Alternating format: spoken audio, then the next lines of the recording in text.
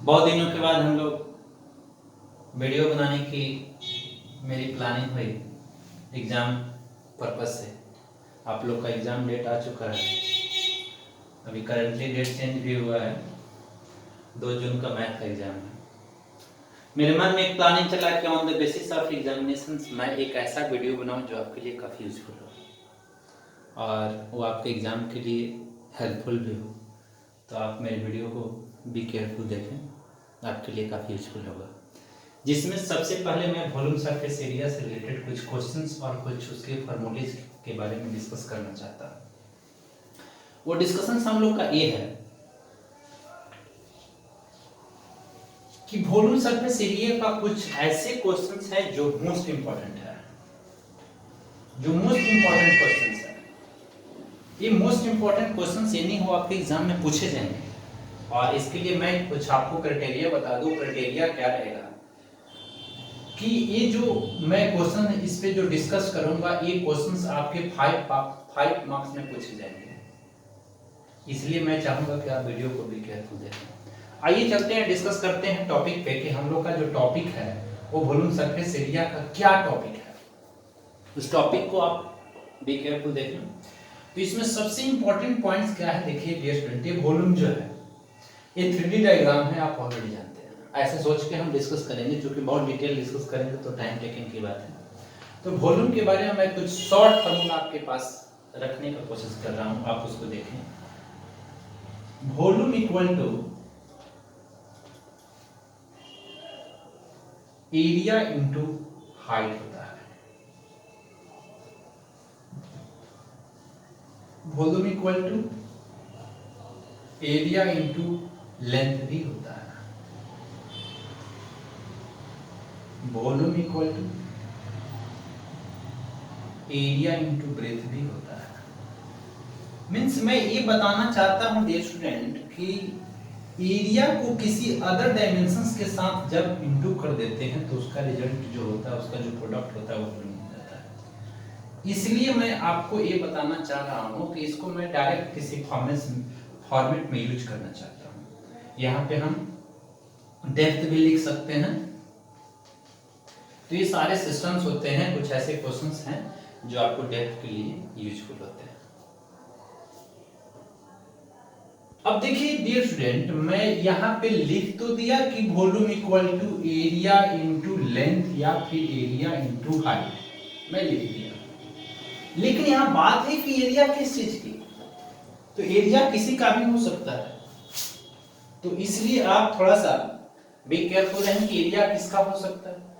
कुछ ऐसे क्वेश्चंस आते हैं इस एरिया का रिलेशंस में, जिसमें क्यूबॉइड क्यूब की बात की जाती है। तो मोस्ट प्रोबेबली हम उसी टॉपिक्स पे बात करना चाहते हैं। तो जनरली आप 10th क्लास में पढ़ते हैं तो ऐसा सोच के हम डिस्कस कर रहे हैं कि आप फार्मूला से ऑलरेडी इंट्रोड्यूस हैं, लेकिन फिर भी मैं कोशिश करूंगा कि फार्मूला कुछ आपको बता दिया। मेरा मोस्ट प्रोबेबली जितने सारे मेरे द्वारा क्वेश्चंस देखे जाएंगे डियर स्टूडेंट, सबके सब एनसीईआरटी का ही लेंगे। इसलिए आप, और मेरा ये मानना भी है कि अगर एनसीईआरटी आपके पास अच्छा है तो आप बेस्ट स्कोर कर सकते हैं एग्जामिनेशन में। तो देखिए, आइए वॉल्यूम से रिलेटेड और एरिया की बात जो हाइट से की जाती है, तो इसको कैसे रिलेट करते हैं। तो सबसे पहले मैं एक क्वेश्चन देखना चाहता हूं एनसीईआरटी का, और एनसीईआरटी का वो रहेगा आपका क्वेश्चन एक्सरसाइज 13.3, और 13.3 का जो क्वेश्चन नंबर 3 है उसी क्वेश्चन पे मैं डिस्कस करूंगा, क्योंकि क्वेश्चन जनरली इंपॉर्टेंट माना जाता है। और भी कुछ क्वेश्चंस हैं जो इंपॉर्टेंट है। तो उस क्वेश्चन से मेनली दिया क्या हुआ है, उस क्वेश्चन देखिए, क्वेश्चन नंबर 3 है, क्वेश्चन नंबर 3 है एनसीईआरटी का एक्सरसाइज 13.3 का क्वेश्चन नंबर 3 है। क्वेश्चन नंबर 3, आप ऐसे क्वेश्चन आपके पास होगा, आप देख सकते हैं कि एक वेल है और क्वेश्चन में ये लिखा हुआ है। मैं एक बार क्वेश्चंस बोल दे रहा हूं, आप लोग सुन सकते हैं। क्वेश्चंस लिखने का कोशिश नहीं कर रहे हैं कि मैं क्वेश्चन से लिखूं कि एक वेल है जो 20 मीटर डीप है। एक वेल है जो डेप्थ इसका जो दिया है, डेप्थ वो दिया है 20 मीटर। मैं आपको बोला कि ये डेप्थ हाइट का काम करेगा, ये डेप्थ आपका हाइट बनेगा। डेप्थ आपका 20 मीटर हो गया। इसका डायमीटर दिया हुआ है, डायमीटर दिया है 7 मीटर, तो इससे आप रेडियस इजी में फाइंड कर लेंगे 7/2 मीटर। और इसको क्या किया गया, इसके अंदर से जो डिगिंग किया गया, इसका जो मिट्टी था उसको निकाल करके बाहर फैला दिया गया एक रेक्टेंगुलर फॉर्म में। तो रेक्टेंगुलर फॉर्म में जब फैलाया गया मीन्स वो प्लेटफॉर्म बना, और वो प्लेटफॉर्म का जो डायमेंशंस दिया है, उसका डायमेंशंस दिया है प्लेटफॉर्म, और उस प्लेटफॉर्म का जो डायमेंशन दिया है वो दिया है 22 मीटर इंटू 40 मीटर, मीन्स ये लेंथ दिया है और इसका ब्रेथ दिया है। डियर स्टूडेंट, मैं डायग्राम से आपको समझाने का कोशिश कर रहा हूँ। ये आपका जो डेटा है वो डेटा तुम और अभी आप समझ गए। मैं डायग्राम से आपको समझाने का कोशिश कर रहा हूँ कि इससे रिलेटेड दो टाइप के क्वेश्चंस होते हैं, उसको हम सॉल्व कैसे करते हैं। मैं पहले डायग्राम बता दूं, फिर क्वेश्चंस को सॉल्व करेंगे। और देखिए डायग्राम क्या है, बिल्कुल इजी कंसेप्ट से डायग्राम को समझेंगे, आपको समझाने का कोशिश करेंगे, और सॉल्यूशंस में बिल्कुल इजी कंसेप्ट से। देखिए क्या है डायग्राम आपका,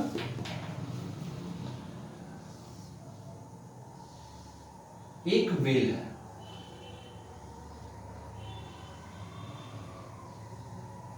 ये भी एक वेल है,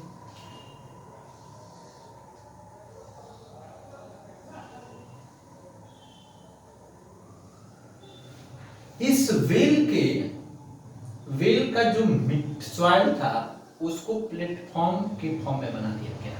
मीन्स जब इसकी सॉइल को निकाल करके इसके आउटर पार्ट में फैला दिया जाता है तो इसको बोला जाता है प्लेटफॉर्म।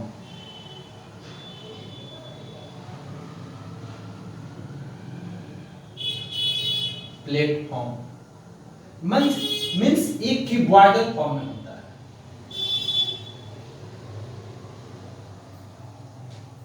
किस फॉर्म में है डियर स्टूडेंट, क्यूबॉइडल फॉर्म में है। और सेम डायरेक्शंस देखिए, समझाने की कोशिश कर रहे हैं।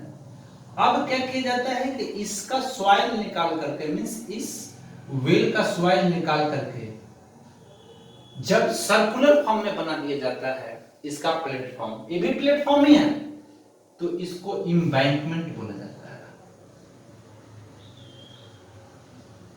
एम्बैंकमेंट। फिर से स्टूडेंट मैं रिपीट कर दूं, ये सर्कुलर फॉर्म है और ये आपका क्यूबॉइडल फॉर्म है। ये आपका सर्कुलर फॉर्म है। तो सर्कुलर फॉर्म जब रहेगा तो सर्कल वाले कंसेप्ट का फार्मूला अप्लाई करेंगे, और जब क्यूबॉइडल फॉर्म रहेगा तो क्यूबॉइड वाले फॉर्म का फार्मूला अप्लाई करेंगे। डियर स्टूडेंट, जो अभी हम लास्ट टाइम में हम क्वेश्चंस का जो हम कंसेप्ट अप्लाई किए थे, जो क्वेश्चंस का डेटा अप्लाई किए थे, उसमें क्या था, क्यूबॉइडल फॉर्म में था। तो क्यूबॉइडल फॉर्म में था तो क्वेश्चन में पूछा था कि find the height of platform. ये कॉमन चीज बात है कि क्यूबॉइडल जब होगा तो इसका डायमेंशन से लेंथ, ब्रेथ और हाइट तीनों में होता है। इसमें से आपको पूछ रहा है कि हाइट क्या है। ये इसका सारा कंसेप्ट दिया है कि ये वेल है, वेल सिलेंड्रिकल है, ये आप जानते हैं कि वेल सिलेंड्रिकल होता है। इसको मैं शॉर्ट फॉर्म से बताने का कोशिश कर रहा हूं, आप समझने का कोशिश करिए। शॉर्ट फॉर्म को आपका क्या है, आप क्या करें यहां पे, volume of well, volume of well that is volume of cylinder, that is volume of cylinder. Cylinder समझेगा, इक्वल टू जो होगा इसी में का मिट्टी निकाल करके आपको फैलाया गया है ऊपर, मींस दोनों का वॉल्यूम इक्वल हो जाएगा। तो यहां आप लिख सकते हैं volume of platform, volume of platform लिखिए या फिर वॉल्यूम ऑफ क्यूबॉइडल फॉर्म लिखिए, दोनों लिख सकते हैं क्योंकि क्यूबॉइड के फॉर्म में है। अब डियर स्टूडेंट, मैं आपको यहां हिंट कर दूं कि इसी चीज को यहां पे लिखना होगा तो मैं यहां पे लिख दूंगा वॉल्यूम ऑफ एम्बैंकमेंट। लेकिन इसको शॉर्ट करने के लिए मैं क्या कर रहा हूं कि ये वॉल्यूम ऑफ प्लेटफॉर्म जो है वो आपका क्या है, लेंथ, ब्रेथ और हाइट के फॉर्म में है। ये हाइट मुझे निकालना है और इसका वॉल्यूम ऑलरेडी आपको पता है कि पाई r स्क्वायर h होता है। Volume of cylinder means pi r square h. इसका एच निकालना है, तो क्यों नहीं, आपको पता है कि ये मल्टीप्लाई में जब इधर जाएगा तो डिवाइड में हो जाएगा। तो मैं अगर डायरेक्ट अगर लिख दूं यहां पे height of platform equal to क्या हो जाएगा, volume of well by area platform. Area platform, क्योंकि मैं आपको अभी समझा रहा था कि हाइट इनटू एरिया वॉल्यूम होता है, तो ये volume of well by area platform आ गया। अब इस पे आप वैल्यू पुट करेंगे और बनाते हैं। यहाँ पे क्या लिखते हैं स्टूडेंट, वॉल्यूम ऑफ वेल, तो क्या लिख दूं, pi r square h by length into breadth. Pi का वैल्यू आप ऑलरेडी जानते हो स्टूडेंट, आर स्क्वायर, इसका ऑलरेडी हम डेटा लिख चुके थे स्टूडेंट, 7/2 आर था आपका, 7/2 लिख दिए, 7/2 लिख दिए। हाइट को डीप समझे थे, जो वेल का डीप था और वो आपका 20 मीटर था। अब इसका लेंथ और ब्रेथ मींस ये जो प्लेटफॉर्म था इसका डायमेंशंस क्या दिया हुआ था, तो इसका डायमेंशंस आपका स्टूडेंट क्या दिया हुआ है, 22 × 14, 22 × 14 मीटर। यूनिट देख लीजिएगा स्टूडेंट, यूनिट सेम होना चाहिए। देखिए 22 से 22 कैंसिल हो गया, 7 से 7 कैंसिल हो गया। बिल्कुल सिंपल टेक्निक से बनाना है। इस 7 से 14 को कैंसिल कर दिए 2 टाइम्स, 2 से 10 को कैंसिल कर दिए, सर 20 को कैंसिल कर दिए 10 टाइम्स, और 2 से फिर 5 को कैंसिल कर दिया, आ गया 5 टाइम्स, मींस 5/2 मीटर आपका जो है वो हाइट है। तो ये शॉर्ट फॉर्म से जब आप बनाइएगा तो बिल्कुल इसी कंसेप्ट में आएगा। या तो आप 5/2 आंसर लिखें, या फिर आप लिख सकते हो 2.5 मीटर, ये भी आप आंसर लिख सकते हो। तो स्टूडेंट ये फॉर्मेशंस है। अब आपके मान लीजिए इसी का आगे देखिएगा क्वेश्चन नंबर 4, तो क्वेश्चन नंबर 4 में क्या दिया हुआ है आपका, क्वेश्चन नंबर 4 में दिया है कि हाइट ऑफ एम्बैंकमेंट क्या होगा। तो हाइट ऑफ एम्बैंकमेंट में आपको क्या करना है, देखिए मैं आपको एक टेक्निक बता दे रहा हूं, उस टेक्निक को फुलफिल करिए। देखिए टेक्निक क्या आपको बताएंगे हम, कि वॉल्यूम तो आपका सेम ही रहेगा, यहां पे एरिया ऑफ प्लेटफॉर्म की जगह लिख देंगे एरिया ऑफ एम्बैंकमेंट। इसके जगह मैं क्या लिख दूं, एरिया ऑफ एम्बैंकमेंट। अब मैं क्या बोला था कि एम्बैंकमेंट कैसा है आपका, सर्कुलर फॉर्म में है, तो सर्कुलर फॉर्म का एरिया डालना होगा। तो उसमें देखिए आपका जो फॉर्मेशन बना था एम्बैंकमेंट का, वो कुछ ऐसे बना था, ऐसा ही बना था। अब इस केस में ये आपका सेंटर है, तो इसको आप तो जानते हैं कि कंसेंट्रिक सर्कल के नाम से जानते हैं। तो ये आपका क्या है, या तो इसको थिकनेस बोलते हैं या विड्थ बोलते हैं, दोनों बोलते हैं। विड्थ बोलिए या फिर थिकनेस बोलिए, थिकनेस बोलिए, कुछ भी बोल सकते हैं। तो आप इस केस में क्या अप्लाई करेंगे, यहां पे अप्लाई कर देंगे pi capital r square minus small r square लिख दिए। ये बाहर वाले का एरिया और इनर एरिया और बीच का थिकनेस हो गया। तो आप इसको क्या लिख सकते हैं, पाई आर स्क्वायर एच बाई, यहाँ पे पाई कॉमन निकाल लीजिए और यहाँ हो जाएगा r square minus r square, और इसका वैल्यू पुट कर देंगे तो आपका आंसर निकल जाएगा। तो डियर स्टूडेंट आप कंसेप्ट को समझने का कोशिश करिए, क्वेश्चंस को नहीं, क्वेश्चंस का डेटा चेंज हो सकता है एग्जाम में, आपका कंसेप्ट क्लियर रहेगा, आप इजी वे में क्वेश्चंस को सॉल्व कर पाएंगे। तो आप अच्छे से समझ गए होंगे, ऐसा आई होप सो। आगे और भी एक क्वेश्चंस देखेंगे हम। डियर स्टूडेंट इसी में एक क्वेश्चन नंबर 6 है। देखिए क्वेश्चंस मैं इसलिए नहीं लिख पा रहा हूं कि मेरा थोड़ा सा बोर्ड जो है छोटा है, इसलिए मैं आपको क्वेश्चंस का डेटा समझाने का कोशिश कर रहा हूं। क्वेश्चन नंबर 6 में क्या लिखा हुआ है कि how many silver coins 1.75 centimetre in diameter. आपका क्वेश्चन में दिया है 1.75 सेंटीमीटर का डायमीटर, तो रेडियस कितना आपका हो गया 1.75/2। सिंपल जो है उसको करिए। अब आप यहाँ क्या कर सकते हैं, इसका डेसिमल हटा सकते हैं, तो डेसिमल हटा करके आप 100 लिख दीजिएगा। इसको 25 से कैंसिल करेंगे, 25 7 जा और 25 4 जा, ये कितना हो जाएगा आपका 7/8 सेंटीमीटर आपका आ गया, क्या रेडियस आ गया। किसका रेडियस है, ये रेडियस है क्वाइंस का, समझने का कोशिश करिए, ये क्वाइन का रेडियस है, ये क्वाइन का रेडियस दे दिया, डायमीटर से रेडियस हम निकाल लिए। क्वेश्चन में लिखा है कि हाउ मेनी सिल्वर कॉइन, देखिए डियर स्टूडेंट, यहाँ पे बहुत इंपॉर्टेंट पॉइंट्स है। हाउ मेनी सिल्वर कॉइन्स की बात की जा रही है। यहाँ बच्चे जनरली कंफ्यूज कर जाते हैं कि कितनी कॉइन्स मिलाना है। क्वेश्चंस कंप्लीट करें, उसमें दिया है कि थिकनेस इसका दिया हुआ है, कॉइन का थिकनेस दिया है, थिकनेस या विड्थ कुछ भी लिख सकते हैं, और थिकनेस दिया है 2 mm, 2 mm दिया है। तो अब देखिए थिकनेस को अकॉर्डिंग टू मी उसको हाइट बोलते हैं। अब इसको हम आपको समझाएंगे कैसे हाइट बोलते हैं, समझने का कोशिश करिएगा। पहले इसको हम चेंज कर ले। आपको पता है कि 1 mm इक्वल टू होता है 1/10 सेंटीमीटर, तो 2 mm में 2/10 सेंटीमीटर हो जाएगा, मींस 1/5 सेंटीमीटर आपका थिकनेस या हाइट आ गया। अब बोलिएगा कि कैसे। देखिए इसको समझने के लिए आपको प्रैक्टिकल लाइफ समझना होगा कि कॉइन्स की बात है। आप एक कॉइन्स के ऊपर जब एक और कॉइन्स रखेंगे और एक और कॉइन्स रखते जाएंगे तो वो आपको क्या दिखेगा, एक ऐसा फॉर्मेशन दिखेगा जिसमें हाइट की बात की जाएगी, कॉइन की थिकनेस की बात की जा रही है कि कॉइन का थिकनेस जैसे जैसे बढ़ेगा तो उसका फॉर्मेशन सिलेंडर में हो जाएगा। उसको प्रैक्टिकल लाइफ से कनेक्ट करके देख सकते हैं। तो यहाँ पे आपका क्या दे दिया, हाइट दे दिया, कॉइन का हाइट दे दिया, मींस एक कॉइन का हाइट। अब क्वेश्चन में लिखा है कि एक क्यूबॉइड है, मींस इसको मेल्ट करके क्यूबॉइड का एक डायमेंशन दिया है, जिस क्यूबॉइड का डायमेंशन क्या दिया स्टूडेंट, क्यूबॉइड का डायमेंशन, क्यूबॉइड का डायमेंशन है dear student 5.5 centimetre into 10 centimetre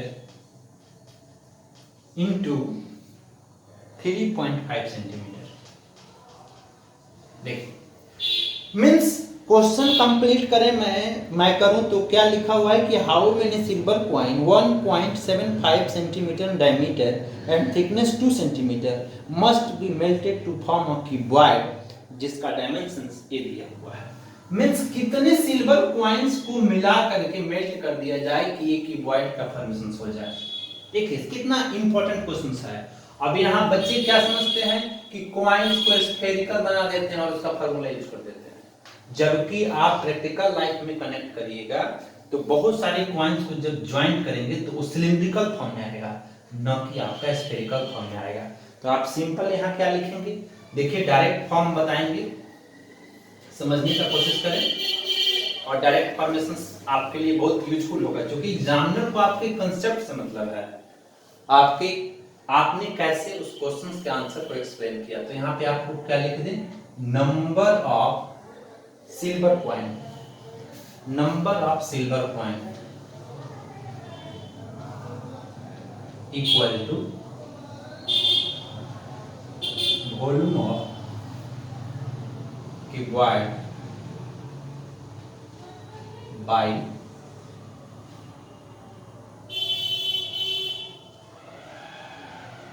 volume of each coin. अब वॉल्यूम ऑफ आपका क्यूबॉइड क्या है, तो क्यूबॉइड का डायमेंशन आपके पास ऑलरेडी है, आप उसको यूज करें, डेटा को यूज करें। Cuboid 5.5 into cuboid length breadth into height में होता है, into 10 into 3.5 by volume of coin. मैं बात किया था कि पाई आर स्क्वायर सिलेंडर के फॉर्म में है, तो इसका पाई डाल दिए, पाई का वैल्यू हो गया 22/7। अगर कंडीशन अप्लाई क्वेश्चन में कि पाई के वैल्यू आपको 3.14 यूज करना है तो आपको 3.14 ही यूज करना है। आर स्क्वायर, इसका आर है 7/8, तो आर स्क्वायर में लिख दिया, और इसका एच क्या था 1/5 या 2/10 आप लिख सकते हैं। सेंटीमीटर में मैं चेंज किया था क्योंकि यूनिट आपका कंपलसरी होगा। देखिए यहाँ 7 से 7 कट गया, इसको मैं काट दिया 11 और इसको मैं काट दिया 4। अब नहीं कोई कटने वाला है, आपको सॉल्व करना पड़ेगा। और ये फाइनली जब आप सॉल्व करेंगे, कैलकुलेशन तो आप लोग कर सकते हैं, तो आपका 400 कॉइंस जो होगा वो आंसर आएगा डियर स्टूडेंट। तो इस टाइप से आपको क्वेश्चंस को सॉल्व करना है। इसमें और भी बहुत सारे क्वेश्चंस हैं जो आपके एग्जाम के लिए मोस्ट इंपॉर्टेंट है, और मैं एक इंफॉर्मेशन दे दूं आपको कि मैं जितने सारे क्वेश्चंस देख रही हूँ रिलेटेड टू दिस एक्सरसाइज, इसका एक क्वेश्चन आपके एग्जाम में ये नहीं हो रहे थे, इसलिए आप मेरी वीडियो को भी केयरफुल देखें। तो डियर स्टूडेंट, आज के क्लास में मैं इसी दो क्वेश्चंस को और एक कंसेप्ट को रख रहा हूँ। अगले क्लास का आप वेट करें और मैं कोशिश करूंगा कि हर दिन आपके लिए कुछ ना कुछ नया वीडियो लाए और आपके एग्जाम के लिए यूजफुल हो जाए। तो आप मेरे वीडियो को कोशिश करिए कंप्लीट देखने के लिए, ताकि आपको अच्छे से समझ में आ जाए। और सब्सक्राइब करिए, शेयर करिए, ताकि सारे बच्चे को ये वीडियो मिल सके जिससे कि वो अपने एग्जाम को बेहतर कर सके। Thanks for watching.